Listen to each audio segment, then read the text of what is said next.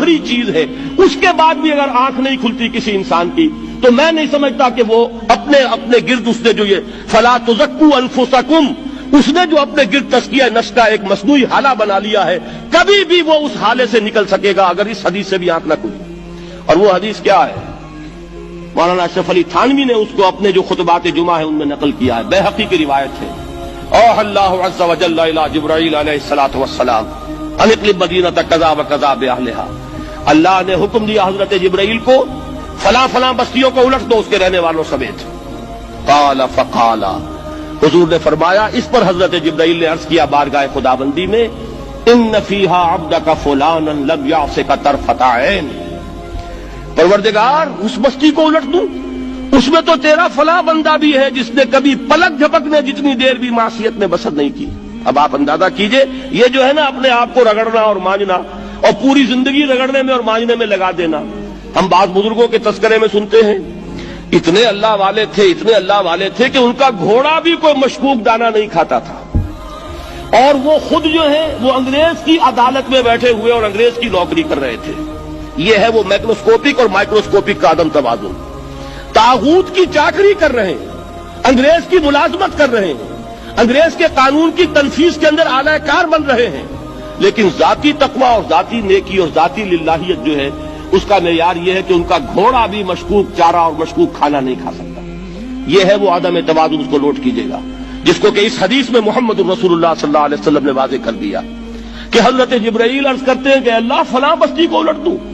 اس میں تو تیرا فلاں بندہ بھی ہے جس نے پلک جھپکنے جتنی دیر بھی معصیت نے بسر نہیں کی۔ ذاتی نیکی کا اب اس سے اونچا کوئی مقام کوئی شخص مجھے اگر بتا سکے تو میں اس کا مرید ہو جاؤں گا۔ اس سے اونچا کوئی مقام ہوگا کہ آنکھ جھپکنے جتنی دیر بھی کسی نے معصیت میں بسر نہیں کی، ذاتی نیکی کی معراج۔ لیکن حکم کیا ہوا بارگاہ خداوندی سے؟ قال فقال، حضور نے فرمایا، اللہ تعالیٰ نے حکم دیا جبرائیل کو، اقلب علیہ وعلیہ، الٹو اس بستی کو، پہلے اس بدبخت پر پھر دوسروں پر۔ کیوں؟ فإن وجہہ لم یتمعر فی ساعۃ قط، اس لیے کہ اس کا چہرہ کبھی میری غیرت میں سرخ نہیں ہوا، اس چہرے کا رنگ نہیں بدلا۔ بے غیرت انسان، بدیاں پھیلتی رہیں، میرے دین کو روندا جاتا رہا، میری شریعت کی دھجیاں بگڑتی رہیں، عوامر کا مذاق اڑایا جاتا رہا، نواہی کے لیے دنیا کے اندر جن چیزوں سے میں نے روکا اس کے لیے فلسفے تراشے گئے، اور یہ لگا رہا مست رکھو ذکر و فکر صبح گاہی میں اسے، یہ سوائے ذاتی اپنے اس اصلاح کے اور ذاتی تقوی کے اور ذاتی نیکی کے اور ذاتی عبادت گزاری کے یہ میدان میں نہیں آیا، اس کا خون نہیں کھولا کبھی، اس کے چہرے کا رنگ متغیر نہیں ہوا، لہذا یہ دوہرا مجرم ہے۔ یہ ہے وہ تصور جو یہاں پر نوٹ کیجئے۔ ہاں اس کے یہ معنی بھی نہیں ہے کہ نماز بھی نہیں پڑھ رہے، روزہ بھی نہیں رکھ رہے، اقامت دین کے کارکن ہیں، فرض نماز آ گئی ہے وہ چلی جا رہی ہے،